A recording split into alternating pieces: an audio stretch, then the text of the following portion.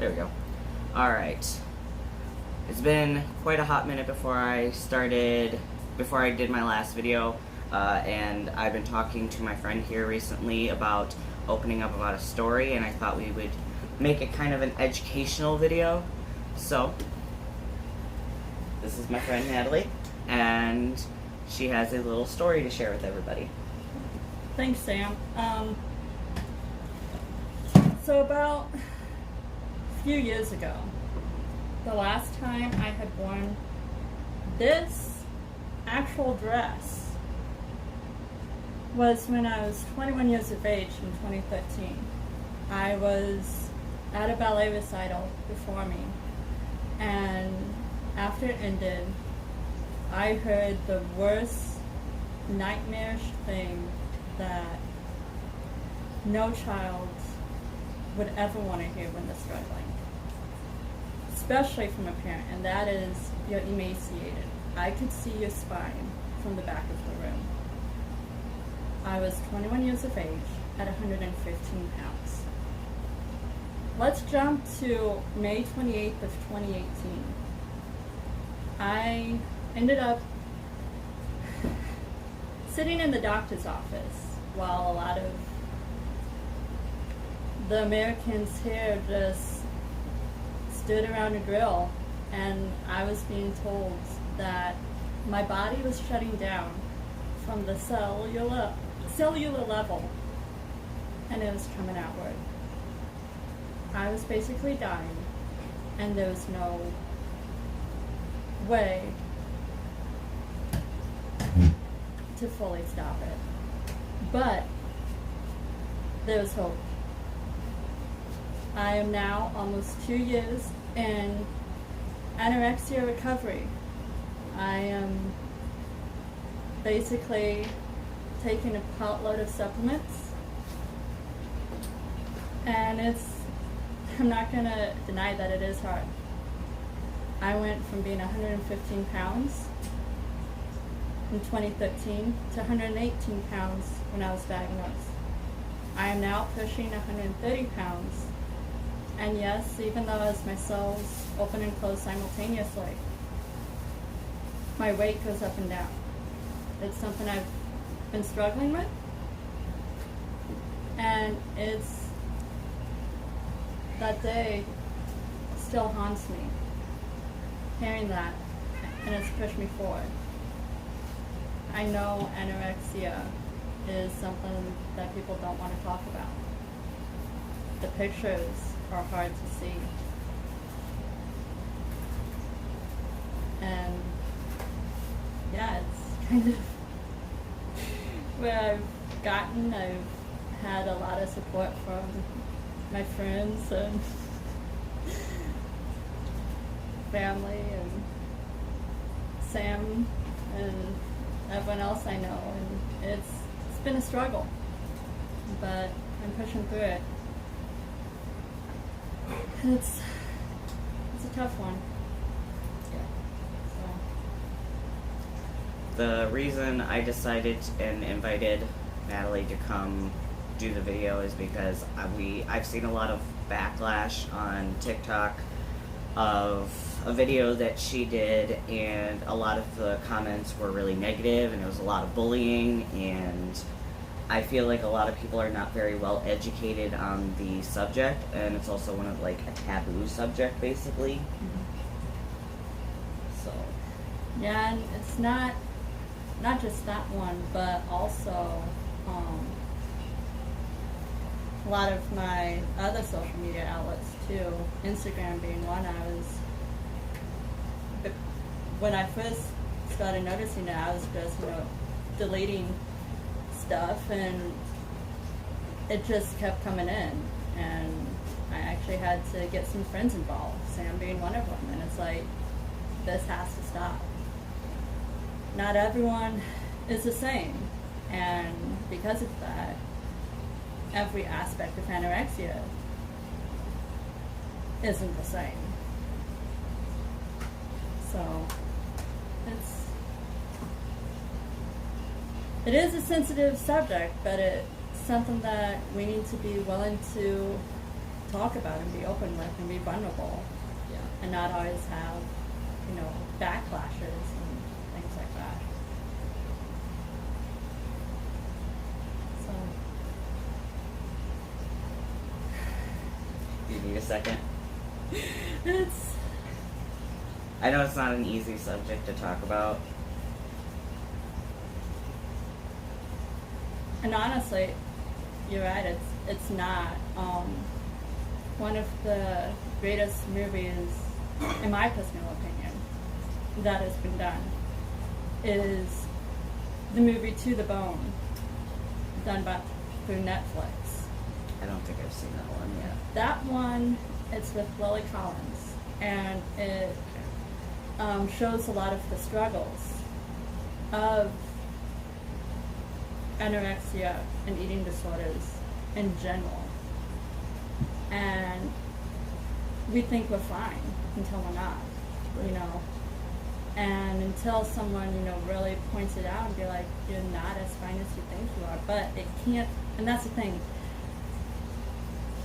People with anorexia, they have this one certain mindset, but yet not everyone knows that it can be reversible. And that's what I'm working on. I'm working on changing it. I'm working on getting my life back. Right. And even though it is a struggle. Yeah, it's like you sent me pictures of your weight going up and like Going up and down, and that's because the cells change. And when the cells change, the weight changes. And so basically, I actually used to be obsessed with almost daily going on the scale just to see, because I wasn't quite sure how fast, they were changing. Right. And a friend of mine kind of told me, it's like, hey, you need to stop, not be so obsessed, but just do it once in a while. Right. And so doing that once in a while became less of an overwhelming factor of things.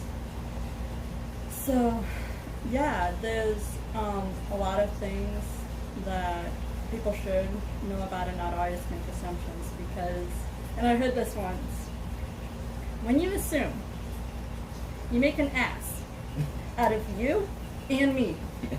That's my favorite thing to tell people. I'm just like, don't assume. And then I would just tell them the little phrase, and they would just look at me and they're like, you're an ass. And I'm like, well, I don't care. You assumed first. Like. And a lot of bullying is because of assumptions and not really asking, Not asking the questions, not getting information. Yeah. They're just. And just being like, hey, you're a target, you can, Yeah. Yeah, it's going to be interesting. I plan on doing something in a few days. I'm not quite sure what, but depending on where we go,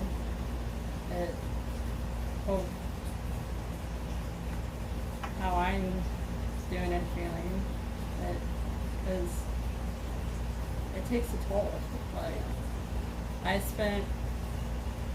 when I was first diagnosed, I spent almost a full year just detoxing and cleansing my system out. Because with the anorexia, it actually caused other health issues. Okay. And so with that, I was easily exhausted. I couldn't run, the 5Ks like everyone else is doing. Heavens. I would just wake up in the morning and 10 minutes later I'd find myself back in bed like I'd done a 20K. And that's just from waking up in the morning. Do you think that might also be linked with, because of your anorexia, like you started getting depressed, or? It was more of the detoxing, Okay. honestly, because my cells were actually opening up. Gotta understand, Sam, when the timeline that my doctor and I kind of figured out. When I was diagnosed, there was about 7 years worth of internal damage that was done. Yeah. And so I was nutrient deficient. I have thyroid issues. I have all this other stuff going on. I even have a genetic mutation in my red blood cells. And what we also found out, and this was something that I had battled for years, was skin eczema. Well, that was actually the outsource of a yeast infection that was in my gut, because the only thing that I could actually eat at the time was sugar food. Well, if you think about it, sugar, the yeast goes down into sugar and it all explodes. Yeah. And so a lot of the detoxing was trying to clean out my system and then get those nutrients back in all at the same time, while outwardly eating, so as combating the anorexia on both sides. And that was just a long haul. Yeah. So after a year of that, I really started noticing a lot of the changes. And there are times now where I have like many dance parties and I scare my parents because it's like, yay, I reached, a certain weight, but then we can hold that excitement and still in our memories, even, when I lose the weight or whatever, it's like, I was there. And as a matter of fact, I don't know if I told you this, but the other day, it was the first time in a long while I actually tackled the Big Mac. Wow. And it felt good. I bet. It's a Big Mac. Jeez. And nothing was left. So, but yeah, it was amazing. So, So are you now able to like eat more and more, like? It really depends. Okay. That's another really tricky thing about this anorexia. Since it's at a cellular level, for me at least, I never know what I can and cannot eat, or the amount of it, until I actually go and do it. So,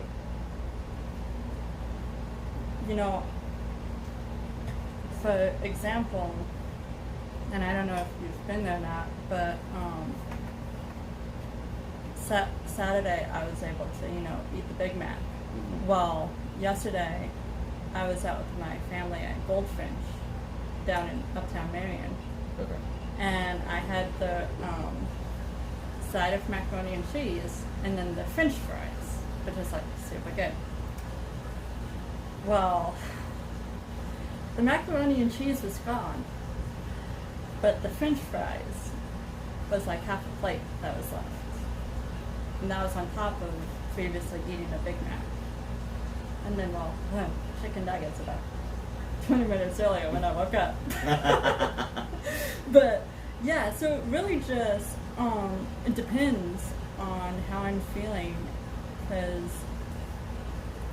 one of the things that we also figured out was that in 2011, when I graduated from high school, I was able to eat an entire pizza by myself.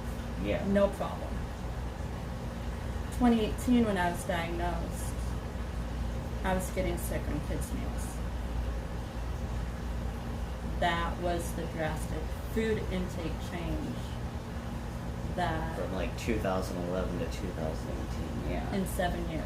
Yeah. And it wasn't a fast progression.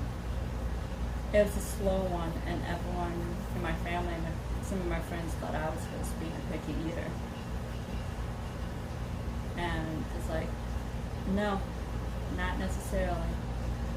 But I yeah, mean, everybody has things they refuse to eat. It's not that they're being picky. There's just always sometimes an underlying issue yeah, that nobody wants to admit. Yeah, and, you have, and I'm not saying anybody's wrong, but you have those people who, let's just throw pills at them because, it'll fix it, Yeah. but yet it's not until you remove the bandage and expose the gorge or the anthill that's what's going on, Yeah. do you actually figure out the root of the problem. So it's been an amazing journey, and I'm still not done. But I just thought, with the recent events of this week, on a lot of my social media platforms, it's like, this needs to be taken care of. We need to talk about it. We need to create a atmosphere of it's okay to talk about. Yeah. And if not, keep scrolling. Right. I feel like a lot of people should just take that advice and just do the keep scrolling thing, but Yeah. everybody wants to put their opinion out, everybody wants to have a say in it, and they think they're always right, and it's just like, unless you have like all the information, I don't really believe that you should have a say in anything. Yeah. So, because I personally I don't know much about anorexia personally.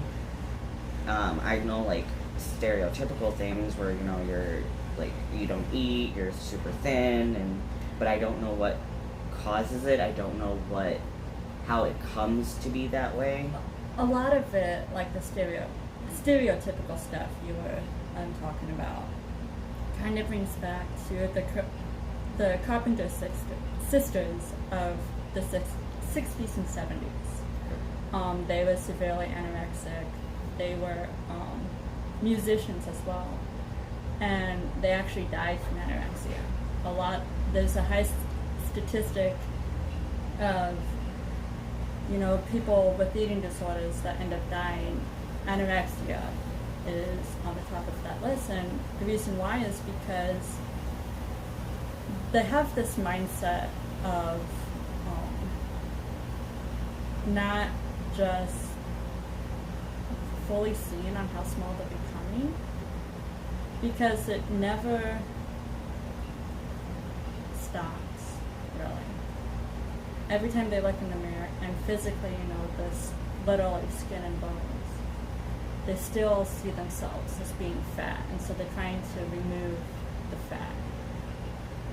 And some of it's through starvation, some of it's through excessively working out. And as To the Bone actually describes, they actually count calories, so they can look at a certain food and know exactly what the calorie count is. And it's jokingly said in there, but it's true. Lily Collins' character, her sister, basically called her a calorie Asperger because she was able to look at a dish and tell her sister how many calories there were, and yet everyone around her knew that she was starving. Everyone knew that she was basically killing herself by starving and controlling what she took, as nutritional intake. But it's not until we see it ourselves do we realize we need the help. It's kind of like that metaphor: you can take a horse to the trough, but you can't force them to drink water. Right. They have to do it themselves, and if they don't see it, it pains the people around them, but you can't force them because they'll force back. I feel like if you try to force anything, it just makes things worse. It does. So. But it's definitely a work in progress, and once you start it, I'm not gonna lie, it is difficult. There are a lot of things that I had to back out of last minute, a lot of plans that I had to change and cancel, a lot of friends I had to ditch last minute because I make the plans, but then it wasn't until the day of and I always felt bad because I was always making excuses as to why I couldn't do things, you know. But it kind of boiled down to I was exhausted. Yeah. You know, I wasn't feeling well. And because when you do a huge change like this, it takes a toll both physically and mentally. Yeah. And so when you're not prepared for it, It just makes things a whole lot harder. Yeah. So yeah, it's but I kind of look at it this way, though. Since the damage didn't take, you know, since, how do I put this? Since the damage wasn't, you know, fast acting overnight, neither is the healing. Yeah. And that's So what. between you and your doctor, do you guys have like a timeline of like when you like reach your goal? Not really, just because it is, since we are working on the cell level. But I will say this. Being on the struggle bus and being handed a list of 9 bottles of supplements to take a day, just to get everything working right and to eat, has been life-changing. I'm not gonna lie, there are some days where I can't even, you know, take my meds, if you want to put it that way, because sometimes it feels that way. I mean, it kind of basically is. You're getting a list of something that you need to take daily to help with your health, and at the end of the day, it is medicine, just not your typical pill popping medicine, you know? Like, yeah, it is. It's a lot of supplements, and when I first started on this, I had some people ask me, it's like, well, why are you so tired? And I kind of half jokingly told them, it's like, well, when you take 9 bottles of, you know, pills, 25 pills a day, let me know how that goes and see if you still have energy left over. So yeah, it's just really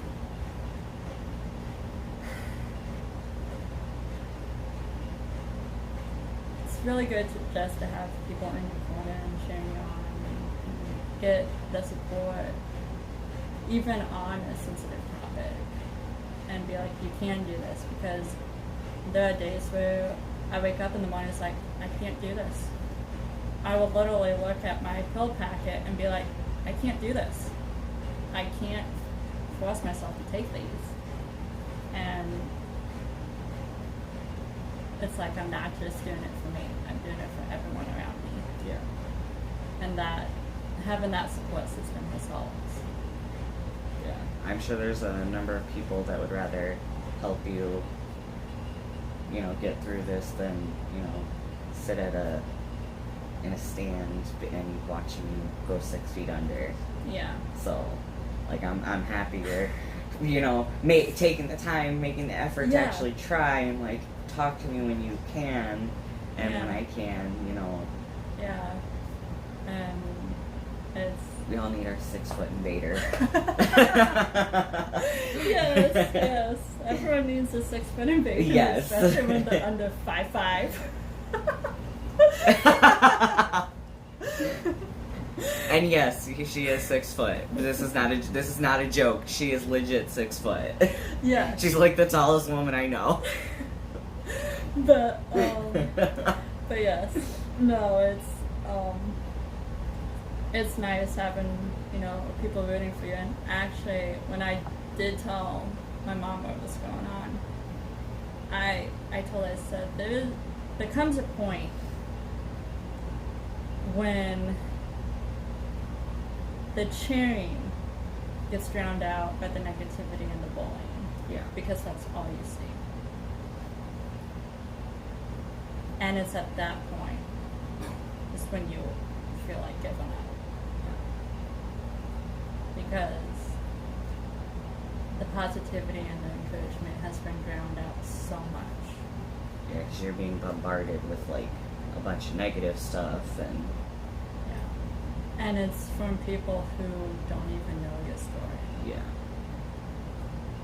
Now, will I reach my healthy weight of 160? I don't know. But I will tell you this. I am halfway there. Yeah. Move taken a couple of years, but I'm halfway there. Well, you'll get there. Maybe. Rome wasn't built in a day. No. No, it really was. However, it fell in one. But yeah, it's just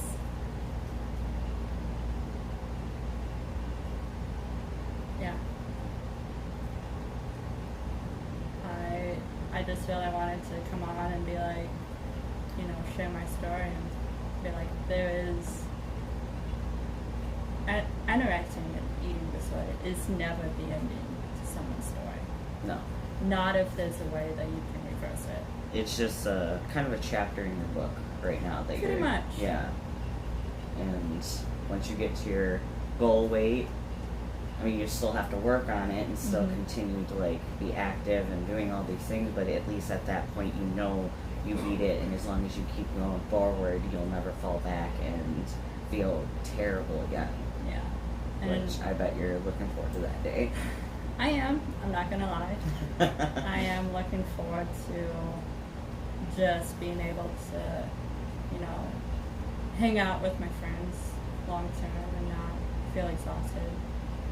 I'm able to, you know, looking forward to going on that scale and seeing the number continually go up or even stay steady and not drop. There were times, you know, during this, especially during my detox, where I thought I was going to go back to the 115. And I was scared spitless. It's like, I can't go back there. I can't mentally go back there. And because I knew once I started dropping, the numbers would continue. And so every photo that you would find when you would Google anorexia came to mind. And it's like, I can't go back there. I couldn't even go back there to begin with. And that was one of the reasons why I never told my parents I struggled, even before my mom brought it to my attention. It's like, I know this. I didn't need you to tell me. I know. But hearing that, you know, get emaciated, I can see a spine from the back of the room. I don't ever want to see you do this again. As much as it stung and hurt, I didn't know what else to do. And so, even though it took me 5 years, the puzzle pieces moved in such a way that the right people stepped into my life, told me where to go to get the help, and encouraged me to get the help. And that's how I landed with the doctor that was able to diagnose me. Because it wasn't actually my GP. It was a doctor who practiced in alternate medicine. And she ran several tests, you know, physically and blood tests and things like that. And said, okay, this is what it is. I mean, at least you got an answer to what was going on, Yeah. versus like continuing. It's like, I don't know what to, like, doctors sitting there telling you, I don't know what to tell you, I don't know why your body's doing this. Like, Well, the first option I was told from my actual GP was you either force yourself to eat or I will admit you and force you to do it medically. That's not nice.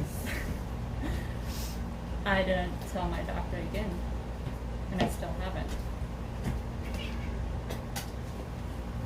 So, thankfully to the wisdom of my older sister, got me into the doctor that diagnosed me, because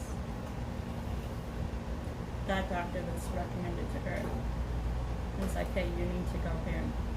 This is what you need to do. You need to make the appointment. And she just happened to be open on Memorial Day. And that's kind of what, why, as everyone else, was standing by the grill, popping a cold one and having burgers. I was, sitting in the doctor's office. Being told that you have anorexia. Yeah. And our first question was, can it be fixed? I waited until you weren't talking to Papa really quick. Pop a cold one. Pop a cold one. But, It's not cold though. I need ice. But you know what I mean, though. Mm-hmm. And it's so it's just I'm working on getting healthy, and that's all that really matters. So you got a little team behind you. Absolutely. Everybody that'll help you combat those bullies on TikTok and social media and Yep. all that jazz. Yep. So Well, thank you for sharing your story. yeah. And And- we'll just have to see how the rest of it goes. Yeah. Well, when you hit your goal weight, would you mind coming back and celebrating with everybody here? Absolutely. Yeah. So Keep a lookout for part 2, guys. this story isn't over yet. No. And even to this day, I still believe that we'll make it to the other side. Yeah. You'll close this chapter sooner than you think. It may seem like a long time now, but once you hit your goal and you know you're going to continue to get better, that's, I think, when you can say, like, this chapter is over Yeah. and I survived it. That's the end of that story. On to the next one. And have the t-shirt that says, I'm an anorexic veteran. It is possible. I like that shirt. Haven't found it yet, but if there's a t-shirt, I will definitely buy it. Okay. I'll keep a lookout for you. Yes. So. But yeah, well, thank you for having me and letting me kind of pop in. Yeah. Well, thanks for invading. Anytime, Sam. Anytime. All right. Well, thank you guys for tuning in and watching and hearing a wonderful story from a wonderful individual. And keep a lookout on Twitter for updates on herself. I will try to keep you guys updated as well, because I would like to be informed. I will So. try. My But memory is not that great, but I will try. it's okay. All right. Thank you guys for watching, and if you have any more questions, feel free to leave them at the bottom, and I'll get them to her or myself, and we'll answer them as quickly as possible. Bye. Bye.